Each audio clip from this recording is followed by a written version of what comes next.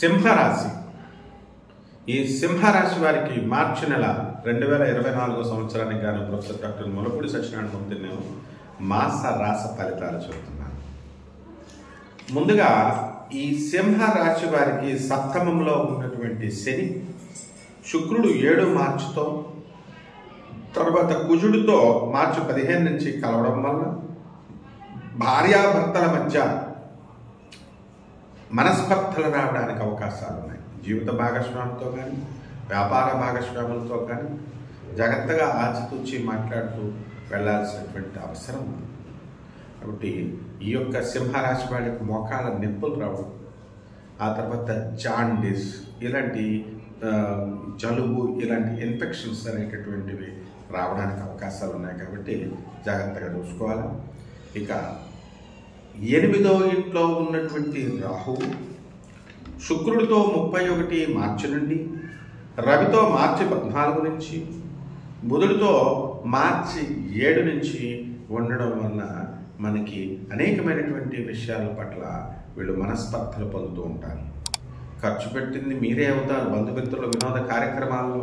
అయినప్పటికీ కూడా మీకు పేరు రాకుండా మీరు అనవసరంగా ఖర్చు పెట్టారు అని మిమ్మల్ని అనడం ద్వారా ఇలాంటి చిన్న చిన్న విషయాల్లో మనస్పర్ధలు, మనస్తాపం అనేటటువంటిది మీకు రావడానికి అవకాశాలు ఉంటాయి.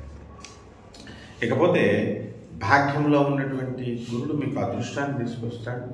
మరి ఆ బుధుడు మార్చి 26 తర్వాత మేషరాశి ప్రవేశం చేయడం ద్వారా మీకు రావాల్సినటువంటి మేనమామల ద్వారా మీ నుంచి కొన్ని సమస్యలు అనేటటువంటివి మీకు రావడం జరుగుతుంది. అంటే మీరు మీ మేనమామ గారు బాగుండలేదని చెప్పి డబ్బులు ఇస్తారు, అవి మళ్ళీ ఆయన తీర్చలేనటువంటి పరిస్థితి అవడం ఉన్నాయండి. ఇలాంటి సందర్భాల్లో మీకు మేనమామలకి మధ్య ఉన్నటువంటి రిలేషన్ అనేటటువంటిది దెబ్బతినడానికి అవకాశం ఉంటుంది తల్లి వర్గం ద్వారా, తల్లి వర్గం నుంచి. ఇక వృత్తి, వ్యాపార, ఉద్యోగ విషయాలలో అద్భుతమైనటువంటి రాణింపు కనబడుతుంది. ధనస్థానంలో ఉన్నటువంటి కేతు మీకు డబ్బుని ఎంబడి ముబ్బడిగా తెచ్చిపెడతాడు. కోర్టు సమస్యల్లో ఉన్నటువంటి వాళ్ళకి అవి అలా కంటిన్యూ అవుతూ ఉంటాయి. మరి రిలీఫ్ అనేటటువంటిది, మరి భార్యాభర్తల మధ్య గొడవల్లో మీకు రిలీఫ్ అనేటటువంటిది వస్తుంది. అయితే మీకు అనుకూలంగా ఈ తీర్పులు ఉండవు. కాబట్టి ఈ యొక్క ఆరోగ్యం విషయంలో మనకి మీ భార్య గారి యొక్క ఆరోగ్యం కూడా దెబ్బతినడానికి అవకాశాలు ఉంటాయి. ఆవిడ్ని హాస్పిటలైజ్ చేయడం కోసం మీరు ఖర్చు పెట్టాల్సినటువంటి, హాస్పిటల్స్కి అధిక మొత్తంలో ఖర్చు పెట్టాల్సినటువంటి అవసరం వస్తుంది. కాబట్టి ఈ కంగారు పడాల్సినటువంటి అవసరం లేదు. ఇది కోట్ల మందికి కామన్ ప్లాట్ఫామ్ మీద చెప్పబడేటటువంటి రాశి ఫలితాలు. అంతేకాని మా భార్యకి ఇప్పుడు మేము హాస్పిటల్లో జాయిన్ చేయమో 4 లక్షలు 5 లక్షలు ఖర్చు పెట్టాలేమో అని అందరూ బెంగపెట్టుకోవాల్సినటువంటి అవసరం లేదు. అది వ్యక్తిగత జాతకాలను బట్టి మేము నిర్ణయించాల్సి ఉంటుంది. అలాగే ఈ యొక్క విద్యార్థులు ఎవరైతే ఉన్నారో మరి అటువంటి వాళ్ళంతా కూడా బ్రహ్మాండంగా చదువుతారు, మంచి మార్కులు వస్తాయి. ఇక ప్రభుత్వ ఉద్యోగాల కోసం అప్లై చేస్తున్నటువంటి వాళ్ళు ఎవరైతే ఉన్నారో చాలా జాగ్రత్తగా చదవాలి. అసలు అనుకూలమైనటువంటి పరిస్థితే లేదు. అయినప్పటికీ కూడా మీరు డిస్కరేజ్ అవ్వకుండా మరి నేను చేయాలి పట్టుదలతో అని ఉండాలి.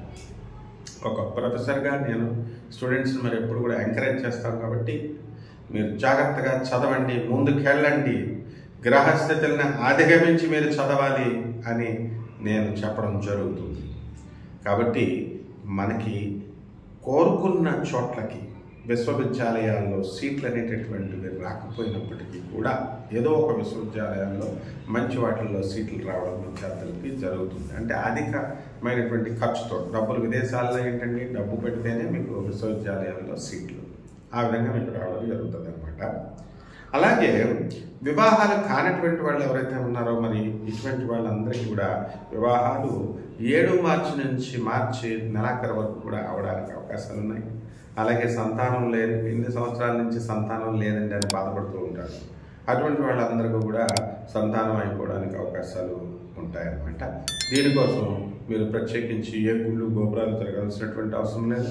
ఏ ఫర్టిలిటీ సెంటర్స్కి డాక్టర్స్ చుట్టూ తిరుగుతూ కోట్ల లక్షల రూపాయలు ఖర్చు పెట్టాల్సినటువంటి అవసరం లేదు. మీకు మీరుగా రెగ్యులర్ మెడికేషన్ అనేటటువంటిది కంపల్సరీ తీసుకోవాలి. మంచి డాక్టర్స్ ద్వారా. అంతేకాని ఫెర్టిలిటీ సెంటర్స్కి వెళ్ళి వాళ్ళు ఏదో మిరాకిల్స్ చేస్తారు అని అనుకోవడం మాత్రం పొరపాటు అవుతుంది. ఈ విధంగా ఎవరైతే ఈ సొంత వృత్తుల్లో ప్రొఫెషనల్స్ ఉంటారో, డాక్టర్లు, లాయర్లు, చార్టెడ్ అకౌంటెంట్స్, తర్వాత ఇంజనీర్లు, వాల్యూడ్ ఇంజనీర్స్, వీళ్ళందరి పరిస్థితి బాగుంటుంది. ఇన్కమ్ ట్యాక్స్ కన్సల్టెంట్స్ వీళ్ళందరిది కూడా, అండ్ రియల్టర్స్, రియల్ ఎస్టేట్ రంగంలో ఉన్నటువంటి వాళ్ళు, బిల్డర్స్, వీళ్ళ యొక్క వ్యాపారాలు చాలా అద్భుతంగా ఉంటాయి. మరి మార్చి ఆఖరణ మాత్రం సింహరాశిలో ఉన్నటువంటి వాళ్ళు రిజిస్ట్రేషన్ ఆగిపోవడం అనేటటువంటివి జరుగుతాయి. డబ్బులు లేక ఇబ్బందులు పాలవుతారనమాట. బిల్డర్లు అవనాయండి, కొనేటటువంటి కస్టమర్లు అవనాయండి, ఏవో ఒక టెక్నికల్ రీజన్స్తో మీకు రిజిస్ట్రేషన్స్ అనేటటువంటివి, నిలుపుదల అనేటటువంటివి జరుగుతాయి అన్నమాట. ఇక ప్రభుత్వ ఉద్యోగాల్లో ఉన్నటువంటి వాళ్ళు వీళ్ళు ఏం చేస్తారండి, ప్రమోషన్స్ కోసం వెయిట్ చేసేవాళ్ళు మొదటి 3 వారాల్లో వీళ్ళకి అవకాశాలు ఉన్నాయి. ఆఖరి వారంలో వీళ్ళకి రావడం అనేటటువంటిది జరగదన్నమాట. కాబట్టి ఈ విధంగా స్త్రీల దగ్గరికి వద్దాం. ఈ స్త్రీలకు కూడా చక్కగా మనశ్శాంతి అనేటటువంటిది ఈ నెలలో ఉంటుంది.